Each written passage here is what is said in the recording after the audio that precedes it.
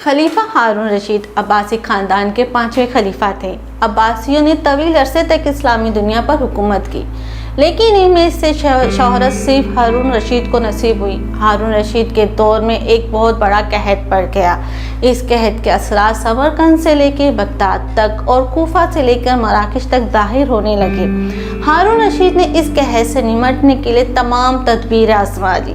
इसने गले के गोदाम खोल दिए, टैक्स माफ़ कर दिए, पूरी सल्तनत में सरकारी लंगर खाने कायम कर दिए और तमाम ताजिरों को मुतासिरों की मदद के लिए बुलावा कर दिया। लेकिन इसके बावजूद अवाम के हालात ठीक ना हुए। एक रात हारून रशीद को परेशानी में नींद नहीं आ रही थी। सख्त परेशानी के आलम में इसने अपने वज़ीर आज़म याह्या बिन खालिद को तलब किया। याह्या बिन खालिद हारून रशीद के उस्ताद भी थे। इन्होंने बचपन से बादशाह की तरबियत भी इनकी की थी।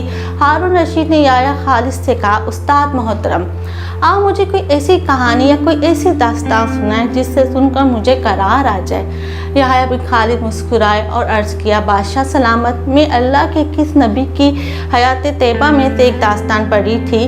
दास्तान मुक़द्दर किस्मत और अल्लाह की रज़ा से सबसे बड़ी शानदार तशरीह है। आप अगर इजाज़त दें तो वो मैं दास्तान आपके सामने दोहरा दूँ। बादशाह ने बेचैनी से फरमाया, या उस्ताद में फ़ौरन फरमाएं, मेरी जान हलक में अटक रही है। याह्या खालिद ने अर्ज़ किया कि किसी जंगल में एक बंदरिया सफ़र के लिए रवाना होने लगी। इसका एक बच्चा था, वो बच्चा साथ नहीं ले जा सकती थी। चुनांचे वो शेर के पास गई और उससे अर्ज़ किया, जनाब आप जंगल के बादशाह हैं, मैं सफ़र पे रवाना हो रही हूँ। मेरी ख्वाहिश है कि आप मेरे बच्चे की हिफाजत अपने ज़िम्मे ले लें। शेर ने हामी भर ली। बंदरिया ने अपना बच्चा शेर के हवाले कर दिया। शेर अपने बच्चे को अपने कंधे पर बिठा लिया। बंदरिया सफ़र पे रवाना हो गई। अब शेर रोज़ाना बंदरिया के बच्चे को कंधे पे बिठाता और जंगल में अपने रोज़मर्रा के काम करता रहता।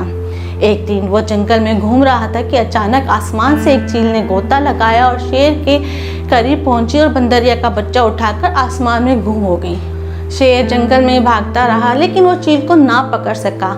याह्या खालिद रुके और उसने सांस ली और खलीफा हारून रशीद से अर्ज़ किया, बादशाह सलामत। चंद दिन बाद बंदरिया वापस आई और शेर से अपने बच्चे का मुतालबा कर दिया। शेर ने शर्मिंदगी से जवाब दिया, तुम्हारा बच्चा तो चील ले गई। बंदरिया को गुस्सा आया। वो चल चल के कहने लगे, तुम कैसे बादशाह हो, तुमने मेरी अमानत भी हिफाजत नहीं कर सके, तुम इस सारे जंगल को कैसे चलाओगे। शेर ने अफसोसी से सर हिलाया और बोले, मैं ज़मीन का बादशाह हूँ। अगर ज़मीन से कोई आफत आती, तुम्हारे बच्चे को की तरफ बढ़ती तो मैं उसे रोक लेता, लेकिन ये आफत आसमान से उतरी और आसमानी आफत सिर्फ और सिर्फ आसमान वाला ही रोक सकता है।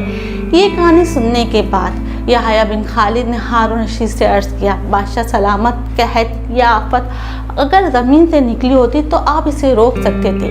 ये आसमान का अज़ाब है, सिर्फ अल्लाह ताला ही इसे रोक सकते हैं। चुनांचा आप इसे रुकवाने के लिए बादशाह ना बने, फ़कीर बने, ये आफत रुक जाएगी।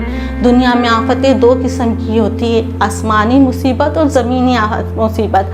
आसमानी आफत से बचने के लिए अल्लाह ताला का राज़ी होना ज़रूरी होता है, जबकि ज़मीनी आफत से बचाव के लिए इंसान का मुत्तहिद होना ज़रूरी होता है। वसाइल का भरपूर इस्तेमाल और हुक्मरानों का अखलाक किरदार अच्छा होना चाहिए। याह्या बिन खालिद ने हारून रशीद को कहा था कि बादशाह सलामा, आसमानी आफतें इस वक्त तक ख़त्म नहीं होती जब तक इंसान अपने रब को राज़ी नहीं कर लेता। आप इस आफत का मुकाबला बादशाह बनकर नहीं करेंगे, चुनांचा आप फ़कीर बन जाए। अल्लाह के हुजूर गिड़गिड़ाए, इससे तौबा कीजिए, इसके से मदद मांगिए। दुनिया के तमाम मसाइल और इनके हल के दरमियान सिर्फ इतना सा फ़र्क है जितना माथे और जाए नमाज में होता है।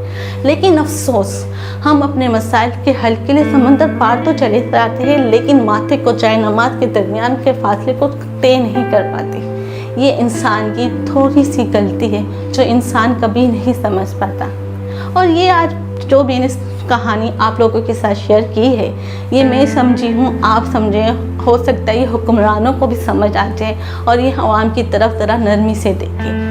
मेरी कहानी आप लोगों को पसंद आई होगी, प्लीज़ इसे ज़रूर लाइक कीजिएगा, दोस्तों के साथ शेयर कीजिएगा और अपने घर वालों को के साथ शेयर कीजिएगा। और हाँ, जो सब्सक्राइबर अभी तक मेरे बने रहे उन सबका शुक्रिया। अल्लाह हाफिज़।